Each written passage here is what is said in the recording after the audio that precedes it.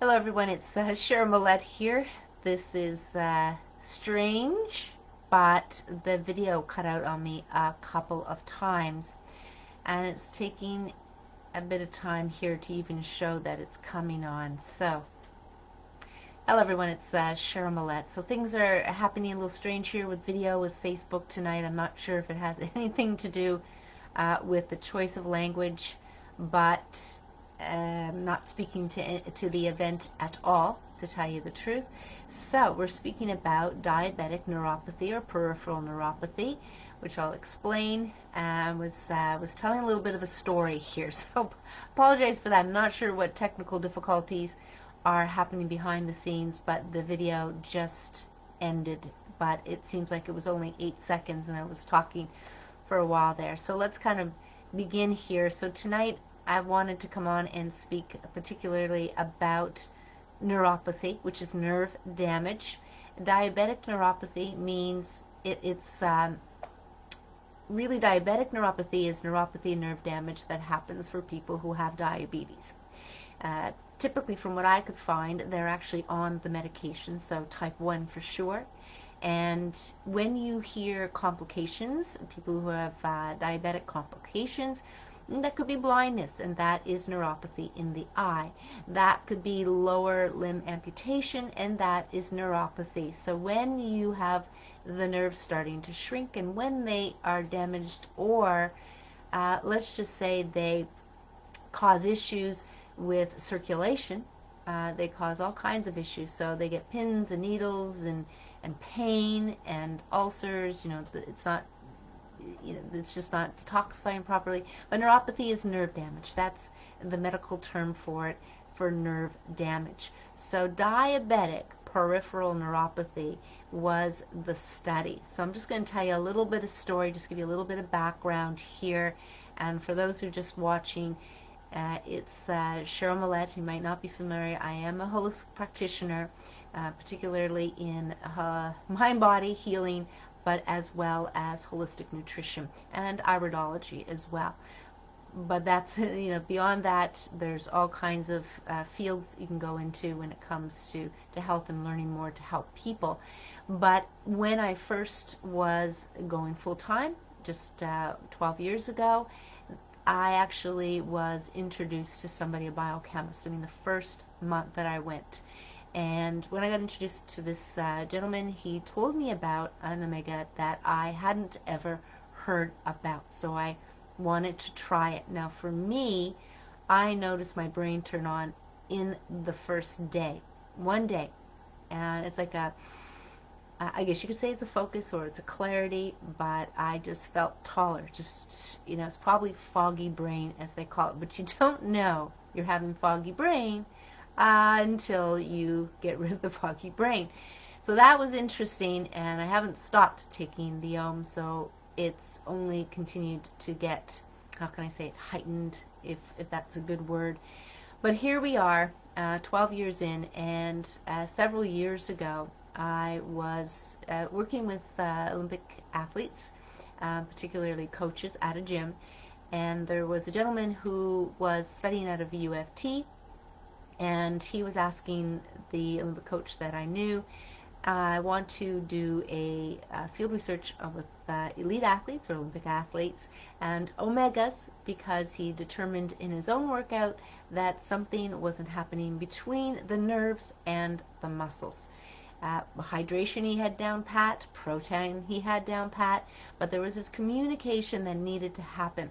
So he did a small study on that. Anyway, I met with him because that's, I was the person to tell him all about it, what the differences were, and then actually connect with the president or the founder or the biochemist to connect so that we can get this fella, Mr. Lewis, I know him on a first name basis, but just get him the oil so he can do the study. But what was most exciting, actually, what happened thereafter was, in order to finish his PhD or to do his PhD, he engaged in doing a study that he won with Diabetes Association on diabetic peripheral neuropathy.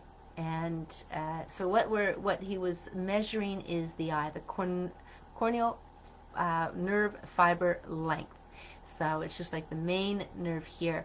And for complications with diabetes, with neuropathy, nerve damage, if you think of all the complications, so kidney failure, lower limb amputation, blindness, and many other things kind of happen, but those are the main ones.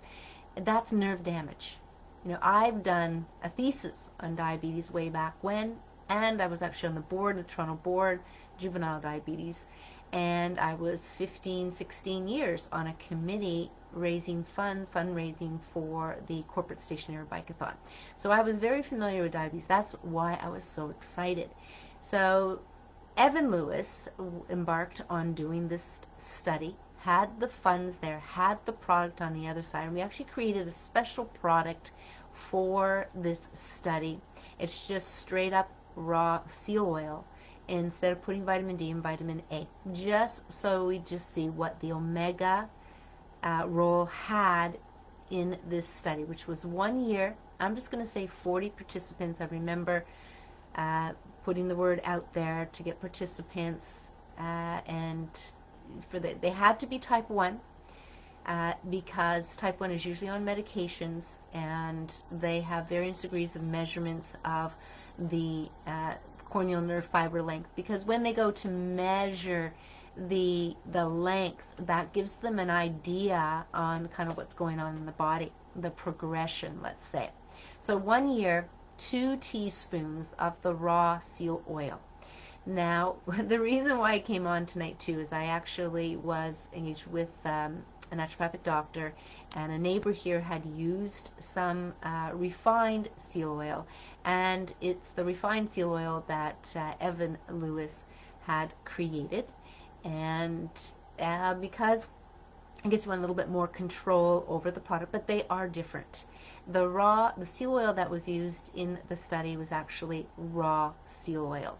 And if you have refined seal oil or refined oils, it's a different thing. So if I just have to stop and pause here, one of the things that you hear in your lifetime is quality, right? Quality supplements, quality clothing, quality furniture, quality, and that makes a difference. In the case of foods, in the case of oils, this is how it actually works when we think of quality. It has to do with the processing. So if you have any raw material, and if we think of, I'm going to just pull out a vegetable oil off of my head here, canola oil. So canola seed. So that's the raw material, the canola seed. And this canola seed, in order to produce a vegetable oil, canola oil, you have to go through a process. It's a typical process, and having been in food processing and trading commodities, buying, purchasing oils and sugars and such, the processing is called refined, bleached, and deodorized. And the reason why these refiners, oil refineries, sugar refinery, the reason why they have these particular processes in place is so shelf life. If you want to simply say that, it's shelf life. But in the process, it takes out the alive, just it's not live, it's not raw anymore. Refined, bleached, and deodorized. Refined means heat, high heat. Bleached, well, that speaks to what happens when you heat the oil. You want to bleach it. It'd be no different than bleaching apple juice in order to get it as white as the apple, but that doesn't happen. There's oxidation there, and they don't bleach it, but they do put in things like vitamin C to stop the oxidation process and seal it all up. And so the heat takes it and makes the oil and heats the oil, kills all bacteria, if you want to think of it. There's not really much there as far as oils go. Then bleach, and then deodorize, because there's a smell. And then you can pour this canola oil or refined oils into bottles, and they will stay in storage, they will stay on the shelf, and they will stay in your cupboard for a very long time. With the seal oil, same thing. With fish oil, same thing. Now, the thing with supplements is you may see different names, and the things with canola oil is you don't see refined canola oil. You just see canola vegetable oil or canola oil or vegetable oil, soybean oil. They don't tell you the processing. It would be a lengthy name, I get it. But unless it says cold press, even for olive oil, then the typical RBD, refined, bleached, and deodorized, is used. So that's enough about quality. When it comes to having quality, we'll determine the results. And now I'm going to get to another key thing about raw. Raw is, well, it's got a higher vibration. That's why certain people will have an element of a lot of raw foods. That's me. That's the only reason why I would have taken this seal oil, is that it was raw, because I understood what refined oils were. The other names is molecular distilled, purified. It's refined. That's what it is. Unless it says cold pressed, it's refined. And it makes a difference on a couple of fronts. Yes, I was just talking about vibration, just talking about the quality of it. When it's not refined, it's alive, essentially. It is vibrating at a different level.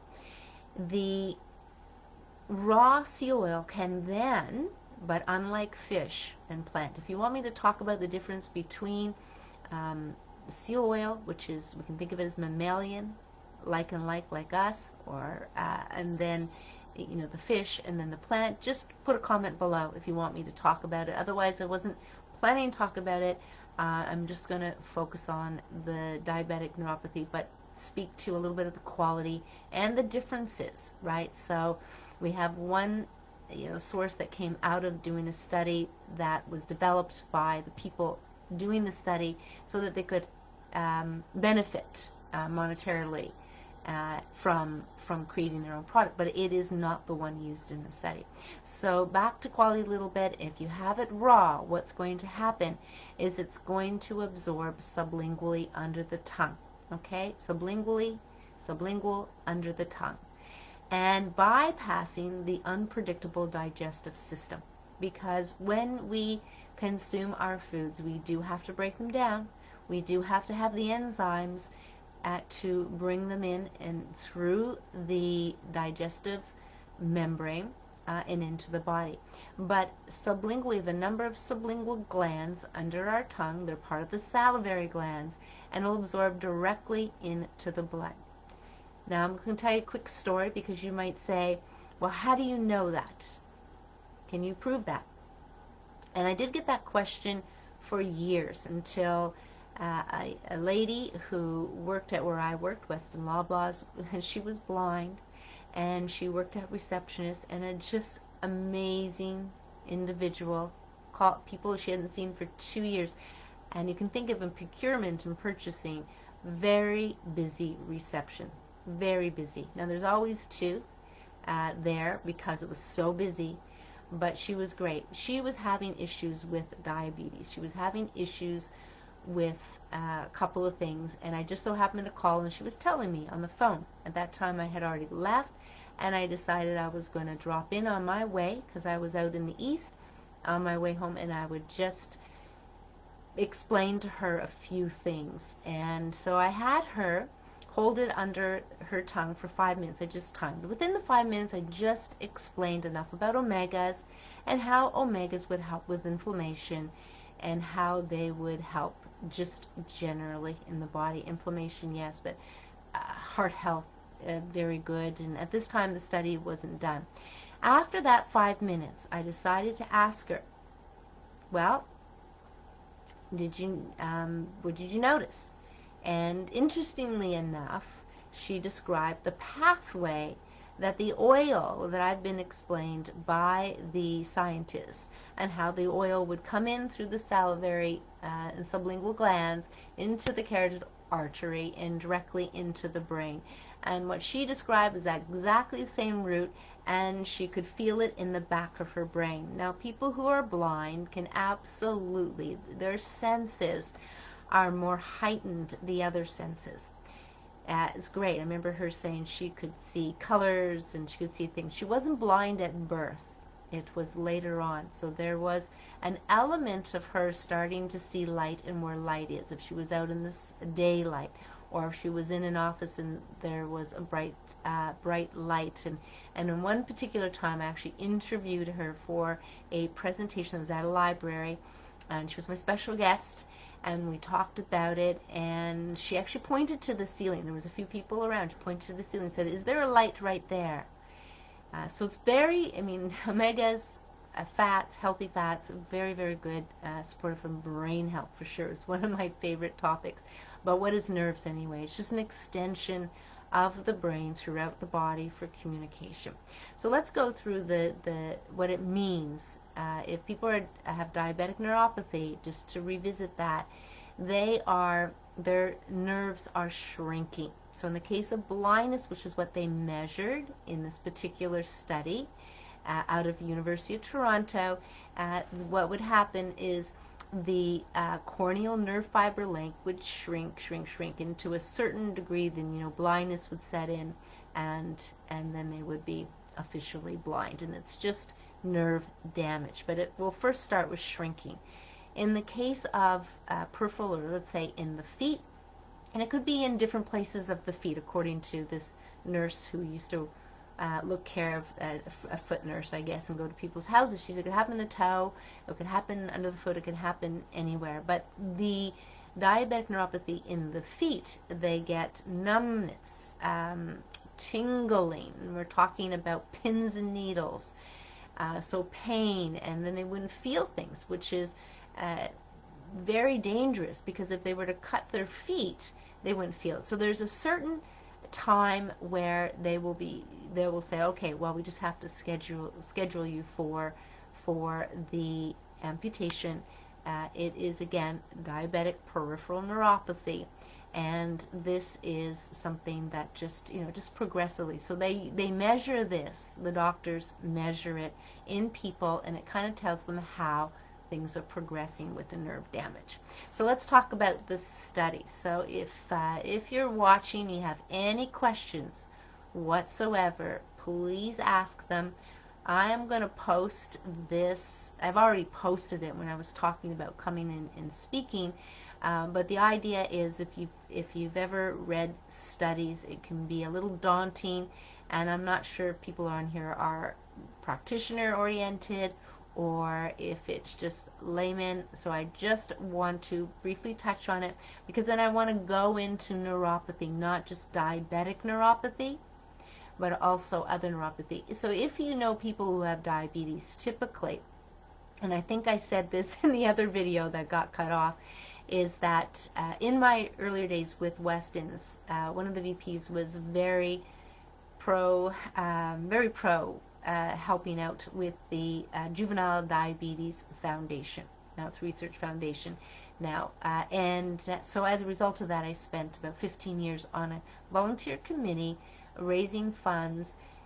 It was a corporate stationary bike-a-thon, very high energy, probably 200 to 300 hours every year. And then I was on the board for a year before they collapsed them, and then they didn't have the boards any longer. So, and I did a thesis on diabetes. So I was very elated when Mr. Lewis actually decided he was going to do this study. Very happy about that.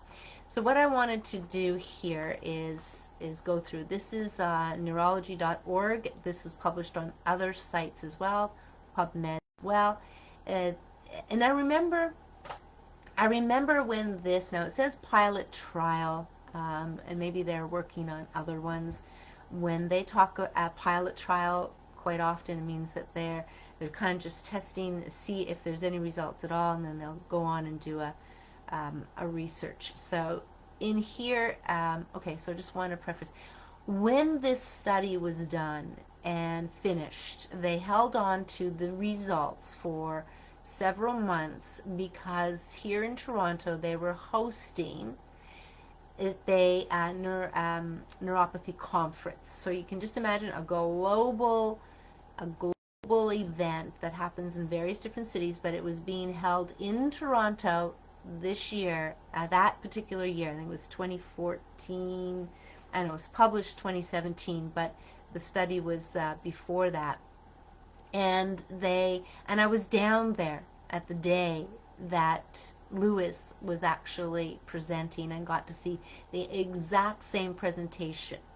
Now, apparently that wasn't something he was given permission to do, but he gave us the presentation very soon afterwards, so they couldn't say any different. But the idea was, this is all you have. You have these specialists in neuropathy, and they heard the presentation. Now, here's the difference that becomes a big thing. You're going, well, why haven't I heard about it, Cheryl? Because the doctors don't sell supplements. They sell medication. And when we think of the raw seal oil, you have to think of it as a nutraceutical, not a pharmaceutical, but a nutraceutical. Okay?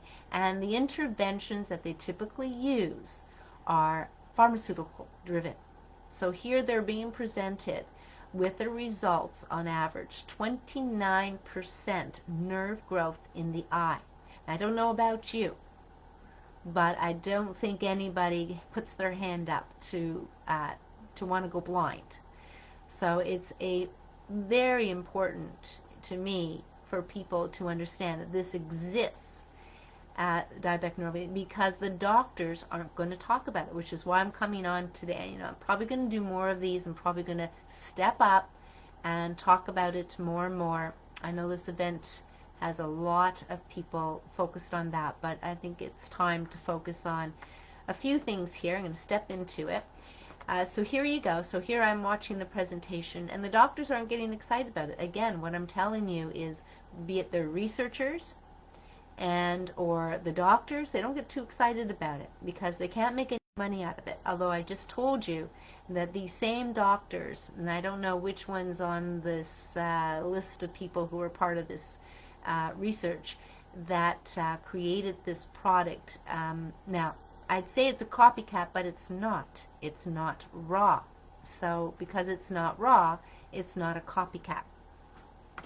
So there you go. So first published in May 2017, but it was initially started, I think, about 2 years. By the time the participants, because they had to interview them, it was for 1 year, and I know they wrapped it up in 2016, and then again they held on to it for several months before this conference, because they wanted to go, boom, this is great, this is awesome. But as Evan said, he said they weren't too excited. But I've talked to other doctors who are in research, in studies, and they say, well, they do the studies because they want to know, they get funding, it's their job, that's what they do.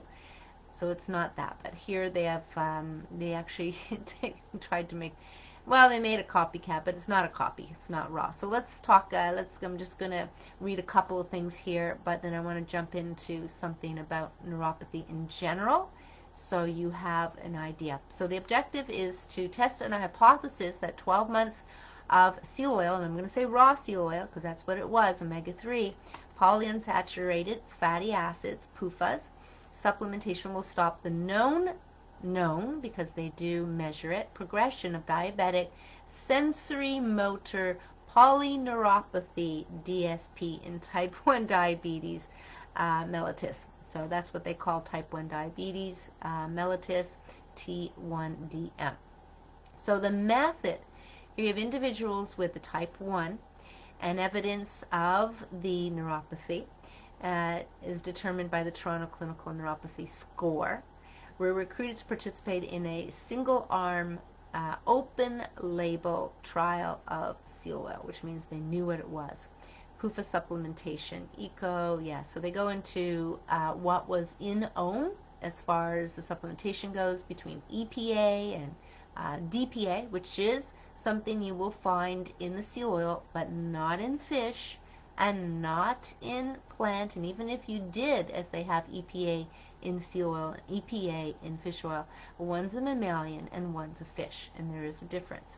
For 1 year, The primary outcome was the 1-year change in the corneal nerve fiber length, so it's the key fiber, the nerve fiber that's communicating in circulation, measured in the, I'm not going to say that is a particular tool, with sensory and nerve conduction measures as secondary outcomes. So results. So 40 participants, I mentioned that, 53% female, and the balance would be males, obviously, aged 48 plus or minus 14 years, body mass, I guess they took other things here, and they had diabetes duration of 27 plus or minus 18 years. And then when it comes to type 1, you can get it very, very young. We're enrolled. So at baseline, 23 participants had clinical DSP, so that is the neuropathy, and 17 did not, and which means it wasn't to that chronic stage. So when it comes to the baseline, they talk about numbers here, but what I want to say here is the number here is increased, as in the length, increased by 29% after 12 months of supplementation. Now, this is a different research project on the neurology.org, so I'm just seeing if they actually say the amount. I know the amount is 2 teaspoons.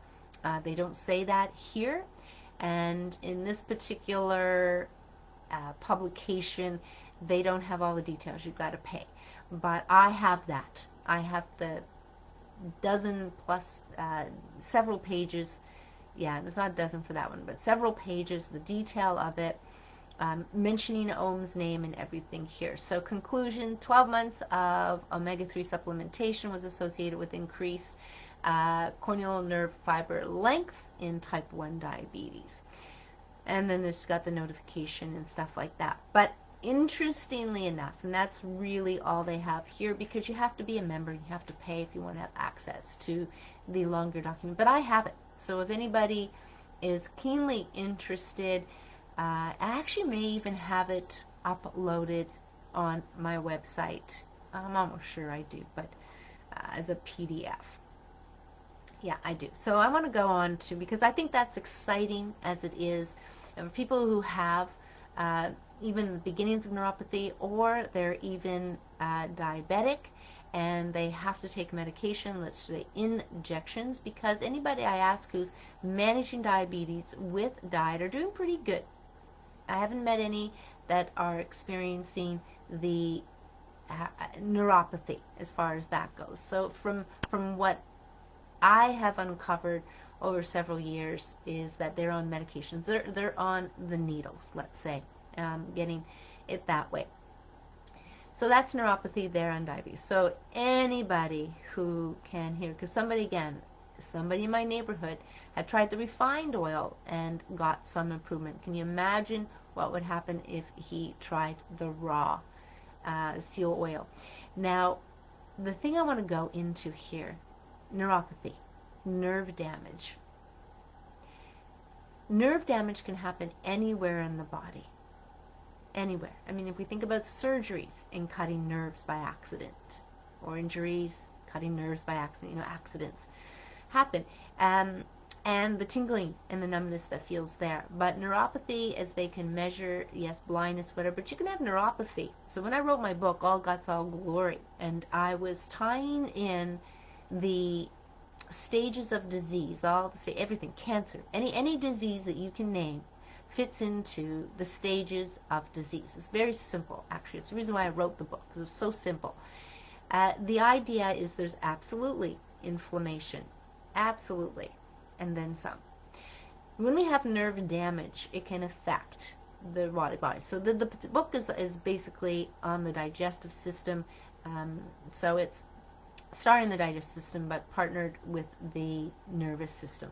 And this is understanding the root cause of all disease. But it was focused on the digestive system and the nervous system. And in the digestive system, you can actually have neuropathy in the esophagus. In the esophagus. You can have neuropathy in the intestines. You can have neuropathy wherever you have nerves, and it becomes nerve damage. It could be from, yes, medication. It could become from a disease, but they're probably on medication, will be in my opinion. And so that's what I discovered, that nerve damage is neuropathy, and it can happen anywhere in the body. So you don't really want to have an esophagus that's not having the peristaltic movement for moving the food from your mouth to your throat to your stomach. You don't want that to happen. Not at all. So here's where I'm going to go with it. Neuropathy is in three categories, three key categories from the last I heard from the medical. One is diabetic neuropathy. Two is chemo treatment neuropathy. Shortly after, or maybe just slightly before the UFT, I got a call from McGill in Montreal from doctors who were looking to do research. I didn't know at the time it was neuropathy, but it was side effects, they said, from chemo treatment, cancer treatment, that happened. And they feel that the omega, if they're taking it during the chemo treatment, that it would offset the side effects. It was only later did I find out it was actually neuropathy. Same thing. In talking to the doctor there, research scientist, it was said that 100% of the time, 100% of the time, anybody going through chemo treatment would actually have nerve damage. Some degree, some more, some less, but everyone would have it. Then from there, as I bump into people who actually were going through chemo, cancer, and there wasn't a shortage of that, but fortunately not everybody and anybody. And then I get the firsthand information about the neuropathy that they experience, similar to diabetic, in the feet, numbness, tingling, pain, heat, and they could get ulcers, open sores, which isn't a good thing. So here you go. That's the second one. The second one of neuropathy, a category that's known in medical, is diabetes. Now it's cancer treatment, right? Or chemotherapy, peripheral neuropathy. It's a longer name as well. So you've got diabetic and you've got cancer, but there's a third one. And the third one is they don't know. So it's all lumped in. I don't like the word idiopathic, but it's a neuropathy that doesn't belong in the first two. And I have come across people that have experienced or been labeled, diagnosed with neuropathy and not know why. And I think one of them was, it was a boy, a teenage boy, maybe early 20s, but late teens, and was speaking to the mother. And anytime as I'm talking and speaking to people about neuropathy, about the raw seal oil and its effects and study, if they know somebody, then they can talk to me about it. And she knew somebody. It was her own child, but it was truly an idiopathic, which is they don't know why, the neuropathy. Having written my book about the root causes of disease, I can see how it would happen. I can see where it's actually coming from. And it's clear that I couldn't ask enough questions then because I hadn't done the further research for my book, but there's certainly a handful of questions I would ask, and part of it is a couple of things. Detoxification pathways, are they working properly? What your condition of your liver is. Are you on medications? Have you had an issue with alcohol and medications and been on medications for a number of years? A number of medications, all of these. This hinders the body to detoxify and congest the body and so forth, which all ends up at the same and various different things, but conditions, or what we call chronic inflammation or chronic conditions, that kind of thing. So I can see we're at about a half an hour now, just over a half an hour, and that's really all I wanted to come on today and talk about, because you may know somebody who is type 1 diabetes or diabetic that is on insulin, and I mean the needles, not just metformin, any of that, but on the needles, And you may know somebody who has gone through cancer treatment. They don't talk about it. I had no idea that when people had complications from the chemo treatment, that it was actually neuropathy. I had no idea until I actually brought it up myself when people were talking about it. And there's that. So, and then other people, nerve damage. But who wants nerve damage? The idea is that we support our nervous system. And even in the case of when we think of infections, when we think of current times strengthening the various systems in the body, I'll spell it out, IMMUNE. Even doing that, this is the whole communication. So your nervous system is so key. I mean, your brain, from what I've read, consumes 40% of everything that comes in your body. So your air, the blood flow, the water, the nutrients, 40% goes to the brain. So we have this, I don't want to call it machine because it's far from a machine, but we have this full of nerves, neurons, beautiful, firing, triggering, communicating to the rest of the body, supporting your heartbeat from the autonomic nervous system, supporting stress, any stress responses, any of that, supporting moving muscles, reacting your digestive system, needing to support there, the communication. If something foreign comes in your body, this communication is happening between cells, happening in the nervous system. If something were to come in, you could very well feel sick to your stomach. That signals, but you stop eating, you vomit. Those kind of things, these survival mechanisms require the nervous system. So let's just agree that our body is a miracle, our body is beautiful, but that if we know certain things, we can actually help our body be the miracle that it can be, because it doesn't stop. That's, you say that in my presentation. No, I mean, when things happen, you go, oh, the body's shutting down. Oh, the body hates me, or whatever. I've heard some crazy things, but no, your body is trying to survive and thrive with what it has. And if it does not have the omegas or enough healthy fats or the right balance, the omega-6 to omega-3, because they're both needed. They call them essential. Remember, we have essential, we have cholesterol, beautiful thing, right? We have even saturated certain fats for energy. But the omega-3 particularly, and omega-6, those two, have a wonderful function with the hormonal system, endocrine system, managing inflammation, which of all diseases have a component of inflammation. See, inflammation is not the root cause.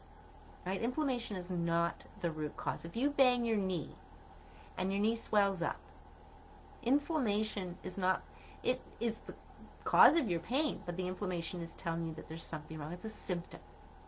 So anytime anybody tells you inflammation is the root cause, you have to manage your inflammation. It's not the root cause. Managing your inflammation, absolutely. Your body and certain few key things are going to be important to manage your inflammation, right? So, what else can we say? So at the end of the day, the source of omega does matter. And I've had enough experience, 12 years experience, knowing people moving from refined seal oil to the raw seal oil, the Om, moving from plant to fish to krill to seal oil to raw seal oil, moving from raw seal oil to refined and not getting the results. And fortunately, just having good communication with people, I've been privy to a number of unfoldings, number of results, and certain things. And having done field study myself, I can tell you it was about 100 people. The key difference that people noticed was energy within average 3 days, 3 to 4 days, 3 days. And when they stopped the seal oil, because that was part of it, they just do one bottle. They tell me what they absolutely noticed and how many days it took for them to notice. So there was a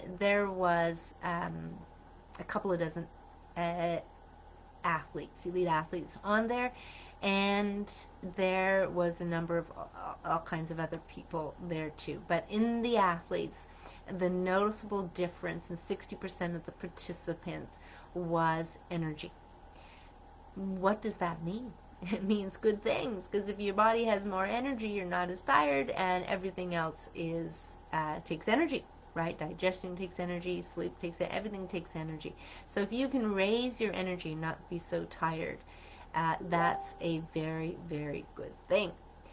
So I'm happy. I'm probably going to do more of these videos, maybe not necessarily on a weekly basis, maybe every couple of weeks, every 3 weeks, but I will do them on my main channel, and then I will share them, particularly for your better health, that page for sure, and the Omega page, right? So I have a separate Omega-3 Facebook page, and then I have For Your Better Health, and I'll definitely share them there. So if you're watching it and because you are part of one of those pages, then you'll get them as I do them. So I'm going to talk no more tonight. I'm going to end it there, and on another talk, I have plenty of videos. You can always go on my YouTube channel.